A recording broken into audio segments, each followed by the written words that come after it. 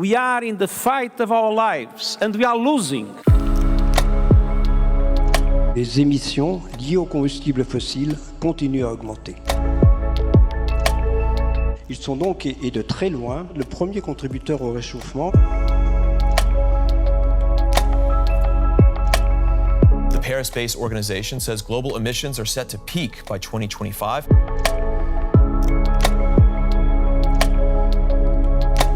The fossil fuel consumption this decade will peak. Un pic désigne en fait un niveau au-delà duquel nous devrions observer une tendance baissière. Il y a des éléments de rupture sur trois aspects en fait, le volet demande, la précocité et la simultanéité pour les trois sources d'énergie considérées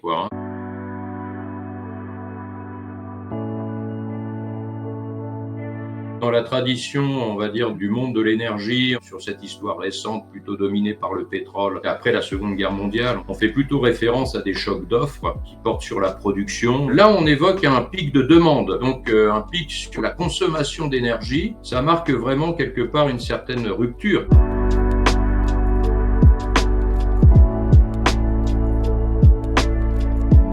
Ça fait plusieurs décennies, on est à plus de 80% de ce point de vue-là.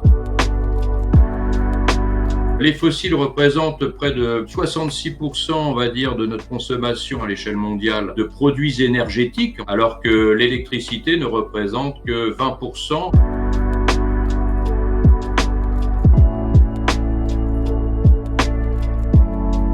Le secteur énergétique, c'est 40% des émissions, Ensuite, les transports, c'est 24% de ces émissions de dioxyde de carbone et 19%, on va dire, pour l'industrie. Les émissions de dioxyde de carbone auraient plutôt tendance à augmenter à un rythme qui ralentit.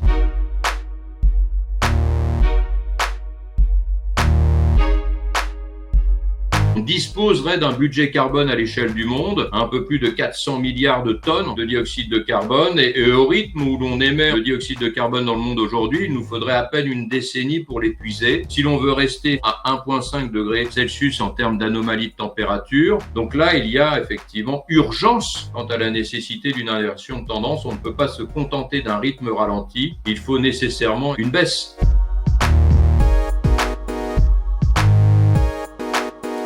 Ces pays proposent en fait des dispositifs réglementaires en matière de fiscalité, des outils de marché aussi, qui devraient contribuer dans une certaine mesure à un alignement des objectifs qui iraient dans le sens du respect de l'accord de Paris sur le climat.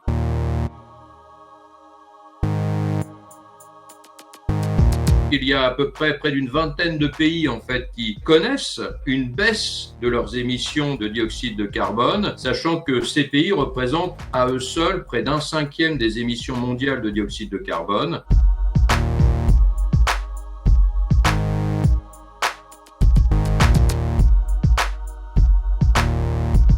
Malheureusement, ces performances-là sont largement compensées par une augmentation à un rythme soutenu, on va dire, de ces émissions dans un certain nombre de pays à croissance rapide dans le monde. Il y a un déplacement, on va dire, des centres de gravité.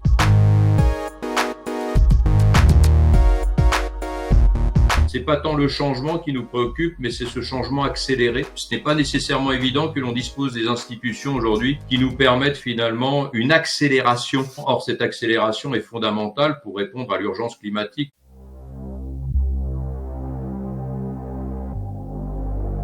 We are on a highway to climate hell with our foot still on the accelerator.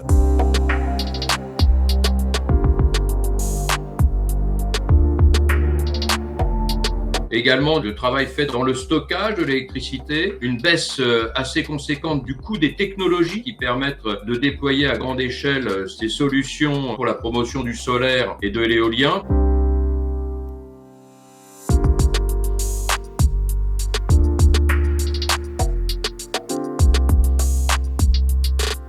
Ce déploiement ne se fait pas à un rythme suffisamment rapide pour répondre à l'urgence du réchauffement climatique. Le solaire et l'éolien, c'est à peu près une dizaine de pourcents du mélange électrique mondial aujourd'hui, donc c'est bien insuffisant.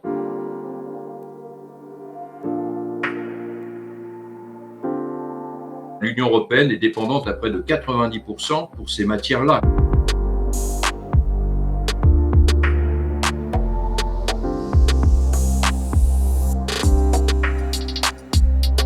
Il y a de nouvelles géopolitiques en fait qui commencent à se déployer et l'Agence internationale de l'énergie en 2021 avait publié un rapport sur les matériaux critiques nécessaires à l'électrification des transports notamment. Et dans ce rapport, il était évoqué des facteurs de croissance particulièrement inquiétants. Pour certains métaux, on multiplierait par 40 en fait la demande du lithium à l'échelle du monde, par un facteur 20 en fait le cobalt et le nickel, et par près d'un facteur 3, en fait, la demande de cuivre, par exemple. Donc, il y a de gros enjeux en matière de sécurisation des approvisionnements en métaux ou minerais qui permettraient finalement le déploiement de ces solutions technologiques.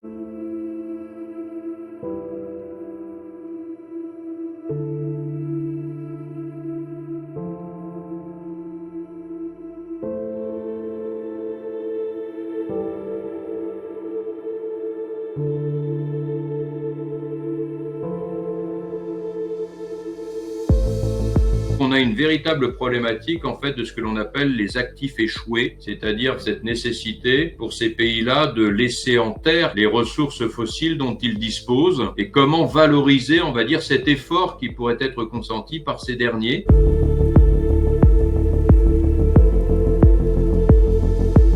On a des secteurs d'activité qui sont fortement dépendants de ces fossiles-là, dont il va falloir penser aussi finalement la reconversion en termes de formation, en termes de métier. Ce sont de grandes questions que l'on se pose aujourd'hui, d'autant plus que l'on n'a pas nécessairement le point d'arrivée, si vous voulez. On a une diversité, il va falloir investir dans un mélange, dans une diversité. Et ça, qu'est-ce que ça veut dire en termes de formation de métier? Certainement qu'il y a des activités que l'on va qualifier d'activités de transition ou des secteurs de transition, c'est-à-dire des secteurs qui seront amenés à exister pour quelques années.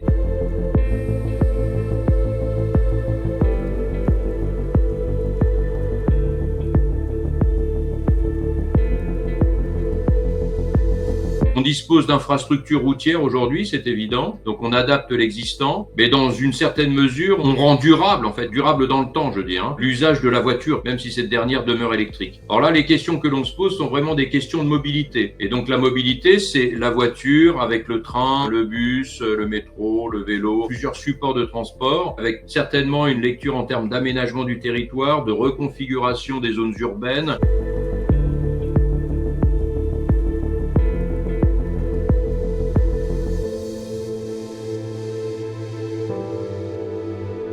L'urgence du moment, peut-être que c'est une urgence qui nous verrouillerait sur des solutions technologiques que l'on pourrait déployer assez vite, mais qui risqueraient de nous enfermer sur des trajectoires qui ne seraient peut-être pas souhaitables dans une perspective de long terme.